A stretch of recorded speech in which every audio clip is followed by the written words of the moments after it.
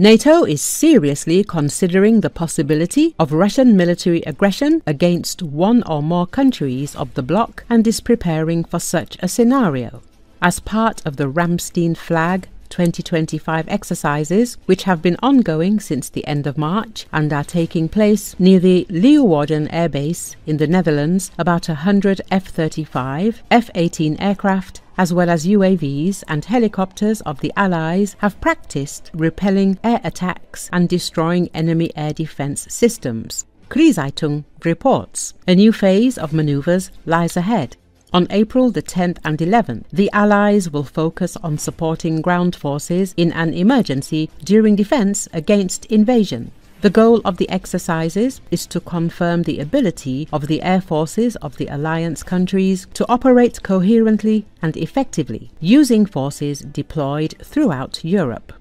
According to the commander of NATO Air Forces, US General James Hecker, the maneuvers should also serve as a signal to Russia. The North Atlantic Alliance hopes that these exercises will serve as a deterrent for the enemy. Germany is represented by 8 Eurofighters, which operate from the Dutch base in Leeuwarden. For the first time, Danish F-35A Lightning II fighters are participating in the exercise. The Danish fighter squadron at Skrydstrup uses the maneuvers to test interoperability with allies such as Italy and Hungary. In addition, Germany announced military exercises Red Storm Bravo, which will take place from September the 25th to the 27th. They are planned to involve up to 800,000 military personnel of the alliance states. As part of these exercises, a scenario of the Russian attack will also be worked out.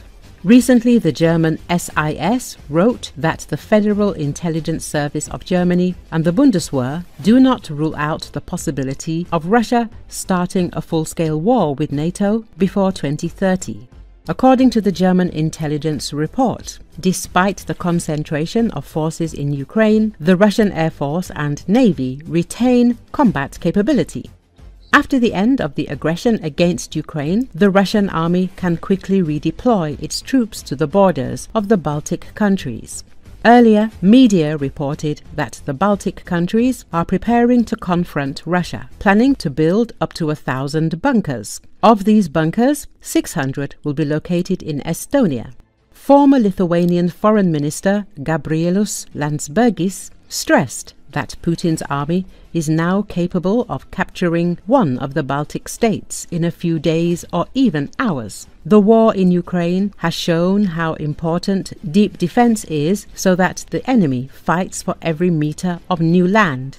Experts say that the defensive line in the Baltics is not the Maginot Line, and it is not some kind of wall or a continuous line of defense, but a flexible and mobile means of defense.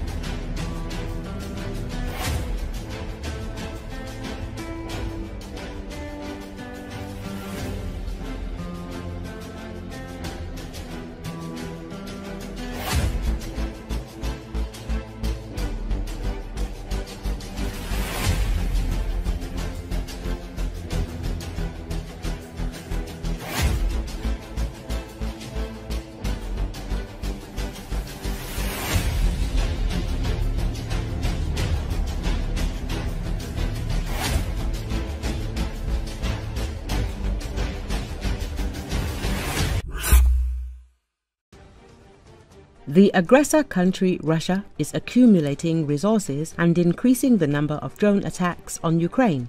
Such actions by the Kremlin will gradually destroy the reputation of US President Donald Trump. This was stated by the advisor to the head of the President's office, Mikhailo Podolyak, in a comment to the RBK Ukraine. He noted that Trump declared his readiness to participate in negotiations and proposed his strategy for a peaceful settlement, but such attempts are neutralized by the actions of Russian dictator Vladimir Putin because the head of the Kremlin is trying to continue the military escalation. Everything that Trump says, that he is ready to negotiate, that he has proposed something, that his strategy is absolutely effective. Putin nullifies all of this. Podolyak notes. According to him, such actions by Russia cannot remain unanswered. Podolyak is convinced that the United States will eventually be forced to change its strategy towards Russia. In particular, the United States can implement the concept of tough coercion towards the Russian Federation, which will include significant sanctions and an increase in Ukraine's military capabilities so that it can strike the Russian Federation even more powerfully. Sooner or later, you have to come to a concrete understanding that you are being humiliated time after time. Russia is doing this exclusively. Russia is doing this deliberately. Putin is absolutely sincere in his efforts to force Trump, while still dragging out time to play the Russian game, but at the same time zeroing out his reputation. Podolyak emphasized. The advisor to the head of the president's office believes that Trump's patience may snap in the coming months. The psychological deadline for the US may come in mid to late May. By that time, everyone will understand that Putin is humiliating Trump. It's a matter of months. That is, by mid to late May, it will already be clear that this is not working, he emphasized. Podolyak predicted that after this, the US will either change its strategy towards the Russian Federation or will be forced to fully adapt to the Russian game. But the second option does not correspond at all to Trump's psychotype. Podolyak, responding to Russia's new offensive, emphasized that Moscow does not seek any ceasefire with Ukraine. Almost everything the aggressor country has is being invested in the war. In particular, it is buying soldiers and sending them to fight. According to the advisor to the head of the president's office, people who earn between $2,500 to $10,000 from killings will not be able to return to their homes, as they will never receive such wages there again. It is in their interest to continue the war. Therefore, I do not doubt that Russia will use this accumulated resource. Again, what resource? It's clear that the level of militarization, like the one at the start of the invasion, with armored vehicles, aviation, and multiple launch rocket systems, is no longer available in such quantities. But they have enough manpower and appropriate tools. They have plenty of drones, he added.